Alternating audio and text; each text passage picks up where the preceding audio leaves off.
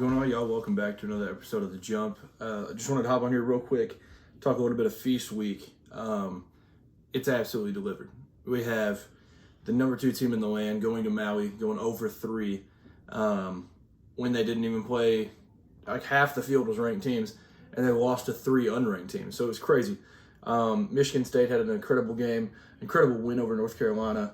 All the goods all week. Louisville may be back. We'll see. So a lot to talk about. So with that being said, let's just get straight into it. So I don't really have any form of like order of how I'm about to talk about this. So we'll just go based off what comes into my mind. So Michigan beats Xavier in the what was it, the Fort? Hold on, let me get the right name for this. Pretty good group of teams, but Fort Myers tip-off. Michigan beats Xavier in a dominant fashion. Danny Wolf played an incredible game. I think he had like 16 and a half. Other than Ryan Conwell, there's not really many redeeming qualities out of Xavier, it feels like, to this point. Zach Freemantle has been disappointing, and I think they'll be fine along the way, but like it was just a disappointing outing for them this week. Obviously playing in the championship game is what you expect for them, but pretty bad showing in the championship. In the Maui. So it was obviously breaking crazy news when Memphis was able to beat UConn. Memphis would be able to go all the way to the championship game and lose to the Auburn Tigers, who absolutely rolled. And Janai Broome is the number 1 candidate right now for National Player of the Year, number 1 in every category. He absolutely dominated all week. So that was an incredible Maui. It was the best Maui of all time, in my opinion. I said I liked last year's slate just because of the matchups that we ended up getting, but I think this one was so much better. Every single game ended up being incredible basketball. I did see Connor Hope at Hoops Hope College Basketball on Twitter. He tweeted out UConn's adjusted defense, 2018-19, 129th. 19-20, it was 59th. 2020, 2021, 29th. 2021, 2022, 43rd. Then Donovan Clingan arrives, 2022, 2023. is 7th, next year 4th. Clingan leaves, gets drafted, and so far this season 61st in college basketball. It's crazy. UConn, there's just like, I heard Tom Crean kind of comparing it to like the fact of the matter is like Alex Caravan has to be in a whole new role, and there's not Tristan Newton and it's Stephon Castle, and there's not these like incredible players that are able to take away shine from him so he can play off ball and play different types of roles. It's like he's part of the scouting report now, in that he's being taken away out of these games. And Liam McNeely hasn't impressed so far. Aiden Mahaney hasn't been the guy they thought they were going to get in the portal. So now there's just not a lot of redeeming qualities for this team. Obviously, it's Dan Hurley, the best coach in college basketball right now, but losing 3 straight in Maui definitely wasn't on the radar. And I'm not going to dive too far into it because there's been a million people kind of give their thoughts on it, but he's got to chill out. The first 2 games, the technicals, and they weren't even like that egregious at calls, was what the crazy part was for me. So, it was definitely just a bad trip for UConn, and they'll get back on track. They play Gonzaga here soon, and Gonzaga looks good against Indiana, but obviously not great against West Virginia. So, we'll talk about that, the battle for Atlantis here in a minute. But back to Maui, I'm kind of jumping all over the place, but PJ Haggerty and Tyrese Hunter played phenomenal. But what Auburn was able to do is take Tyrese Hunter straight out of this game in the championship game, and that was kind of the difference to me. I mean, Auburn won 90-76, but it really wasn't even that close to me. Janai Broome, 21 points, 16 rebounds, 6 assists. That was basically his averages for Maui. So what an incredible start to the year for him. Like I said, it's probably maybe Cam Jones too. I haven't even followed, like, they just played Stonehill, but I didn't even like really watch much of it. I watched enough to be able to peep the throwback uniform. So Janai Broome, I think, is by far and away number 1 for the Warden Award watch right now. Number 5, Iowa State, 99-71 victory over Colorado. Colorado, a great showing in Maui. That was the 5th place game. Iowa State kind of rolled. Milan Momcilovic. That was kind of the game where I was like, wow, this is an NBA player. He was hitting all his Dirk fadeaways and just playing great in transition. Really good defense. And Iowa State basketball is so beautiful to watch. Obviously, they allowed 71 points. It was a hard 71 to get, though, because that defense is just incredible. It's like every time you see them, whether they blitz a ball screen or they like ice a screen or something, there's always the greatest recovery you've ever seen in your life, and everybody recovers to a perfect spot, and teams just never get like easy baskets against these Iowa State teams, and it's been awesome to see. Alabama and Rutgers played. As of right now, people are saying Dylan Harper should be second for the Wooden Award because right now, Jeff Goodman tweeted this out last night. Rutgers guard Dylan Harper is the first Division I freshman in the last 20 seasons to score 35 points in back-to-back games. Incredible basketball being played by Dylan Harper. And his teammate Ace Bailey isn't doing half bad either. So I don't know what Peichel, I'm pretty sure that's how it's pronounced, Steve Peichel, or I always thought it was Steve Piquel, but whatever it is. I mean, I don't think he's a bad coach by any means. Like, you can't do what he's done at Rutgers and be a bad coach, but it does feel like at times he goes and he draws on the whiteboard and he just says, Dylan or Ace. And he's just like, all right, go get a bucket. Which obviously that's not even a bad thing to do really because half the time they do. But late in this Alabama game that they just lost, 95-90, late in the game it felt like it was just the Dylan Harper show. He was going in, throwing stuff up. Obviously some were falling. But yeah, it was a very, very interesting dynamic down the stretch on like how they decided to handle things. But yeah, it was weird. But Rutgers look good so far, 5-2. Michigan State, North Carolina, I mentioned this one. Holloman, what a game. Without Jace Richardson, Michigan State goes and beats North Carolina. And it was because Xavier Booker literally turned into Shaq in overtime last night. Incredible overtime period for him. Elliot Cadeau smoked the easiest left-handed layup I've ever seen in my entire life. But yeah, it was a crazy game, and I think they said 4-3 is the worst start for North Carolina since 2010. Obviously, it was a loaded field, tough matchups.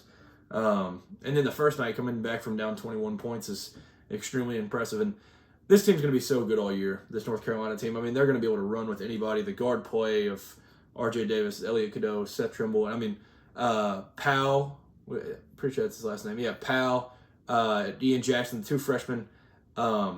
Incredible. They look amazing. Early on, I was a little bit worried. Like, Ian Jackson didn't play a whole lot, but they look great. Obviously, the big question mark is the front court, and that was a question mark going into the year. And they get Cade Tyson from Belmont, but he's not been great by any means, and he hasn't even really been given a shot to be great. Hasn't played a ton of minutes, but yeah, that's just going to be the thing that kind of haunts them all year. They're going to have to just get up and run and go all season long. So we'll see how North Carolina pans out. I think they'll be a phenomenal team, though. I mean, this is a good Michigan State team. They can't shoot, and if you can't shoot at Maui, I don't know how you're ever going to be able to shoot. But this is a really good Michigan State team that I'm excited to watch this year. And I do want to mention, I don't even see their score on here, but Dayton, yeah, there's the score from yesterday. They beat UConn last night, 85-67. But Dayton, leaving Maui 2-1 or 1-2, but your losses are Iowa State 89-84, North Carolina 92-90. I think that's the best you can possibly leave this tournament 1-2.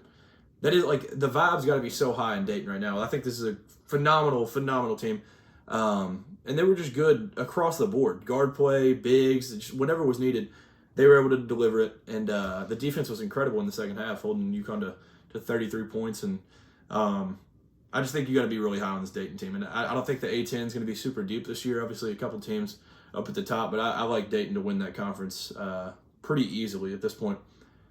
I mentioned it in the beginning. Louisville may be back. They beat Indiana yesterday, which overrated Indiana team, I think. 89-61. They were ranked number 14 when they played them, but what a big win for Louisville. Chucky Hepburn had 16, 10, and 7. And then in today's game, because I'm filming this in between Thanksgivings and stuff, so this will be out on Friday for you all that have to work or anything, that you'll have something to listen to. This game today against West Virginia, Chucky Hepburn had like 31 or so. It was something crazy. Let me get his points correct. It was his career high. Let's see, Louisville.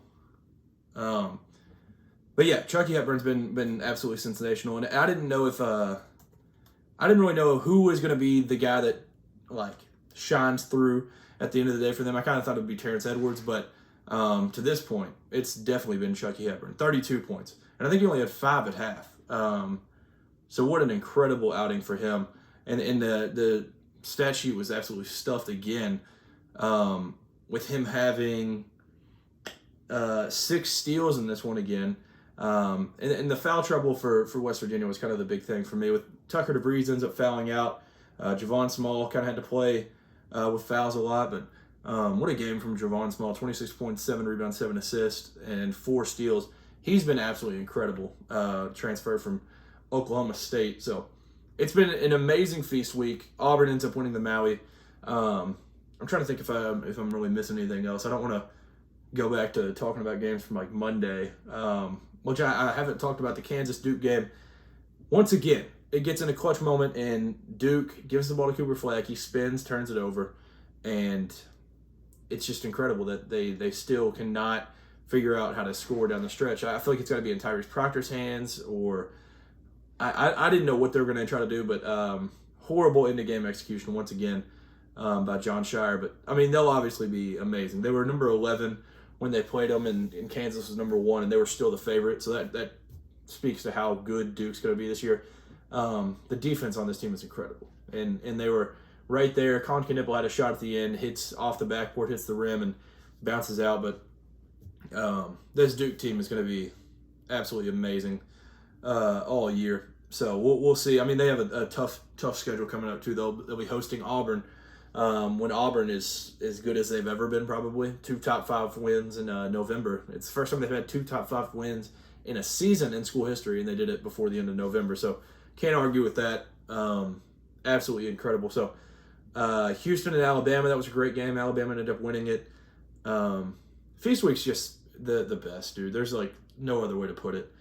I mean, there's like a billion tournaments going around. Creighton, I think, has been the most disappointing. They've lost 3 straight now. They've been really bad. It was Nebraska, and then San Diego State, and then Texas A&M. So they play, I believe they'll play again today. Maybe not. Maybe tomorrow. But, yeah, with that being said, though, it was an incredible feast week. It's wrapping up. Battle for Atlantis tomorrow as Arizona and Oklahoma face off this evening. So by the time this is out, you all will know the results of that. But super excited to see that one. I mean, Louisville's been playing as good as anybody in the country right now. And, yeah, that's kind of just a quick wrap up of Feast Week. I'm trying to think if there's anything else that I'm missing. Yeah, Maui without Bill Walton, it hurts. It really hurts. The Lahaina Civic Center there's a missing piece to it, and I mean they had the chair set up for Bill, and yeah, it was awesome. I mean, Bill Walton was always the best for Maui because, like, I mean, Dayton and UConn last night I think went off at like 2:45 Eastern, which Eastern time zone. So like seeing that game go off then, like I'm like barely awake watching this game, and that was when Bill Walton was the best because he'd be talking about the conference champions or some crazy story from when he was in his 20s or so. Like he would just be talking about the craziest stuff. So once again, rest in peace, Bill Walton. Yeah, he was definitely the missing piece, and but an incredible Maui, best Maui of all time, I think. I think this one knocks off last year's. I was kind of on my own island talking about last year's being better than this year's going into it, but once it's played out, this year's was definitely better. With that being said, though, we'll switch a little bit into football. The college football playoff rankings dropped, and I think the number one thing to take away from that is the rankings of the SEC teams. So, the rankings of the SEC teams, you have Bama as the second team out, ranked 13th. Okay? The reason that's super notable because they lost so bad last week that they probably should have dropped out, yet they didn't. So, let me get these official rankings pulled up. Because if they're at 13, I think this is like, this is just an indication that, like, SEC teams, if they win this week and handle their business, these teams are going to get in. Or with Clemson being the first team out, I think that shows that the ACC has an opportunity to get 3 teams in depending on what happens this week. I think, with Clemson at 12, if they beat number 15 South Carolina this week, it's at home, but I think that's enough to boost them in, and they may try to keep the ACC runner-up in the college football playoff at this point. The Alabama 13, Ole Miss 14, South Carolina 15. I'm tired of the South Carolina fans saying that they deserve a spot even if Ole Miss and Alabama win, because you can't just forget that head-to-heads matter at the end of the day. And it wasn't like week 1. It was like week 6, week 7, whatever it was. Ole Miss beat you on your home field 27-3. You can't jump that team unless something crazy happens and Mississippi State's possibly the worst Power 5 team this season. So I don't think Ole Miss is going to lose the Egg Bowl. This could age horribly.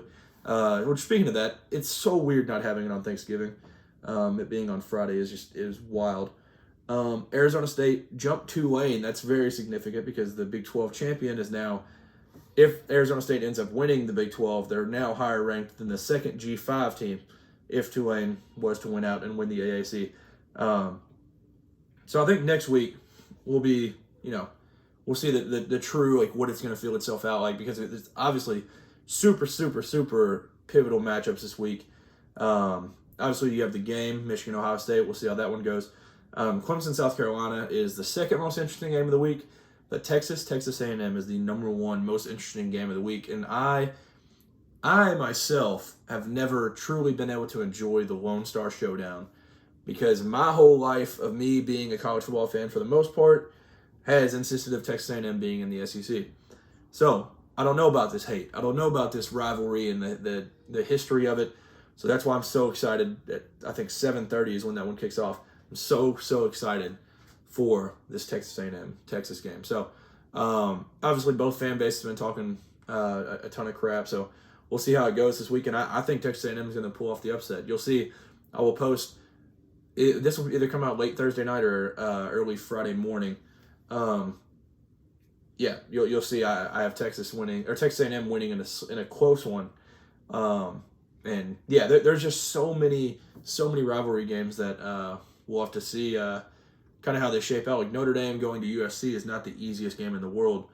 So we'll see what happens. This is an incredible week of football. Next week is the real college football playoff, where we'll be able to tell. Obviously, conference championships and stuff have to happen first, but I cannot wait. So that was kind of just a quick wrap up, little Thanksgiving episode in between Thanksgiving. So I'm about to go to another one.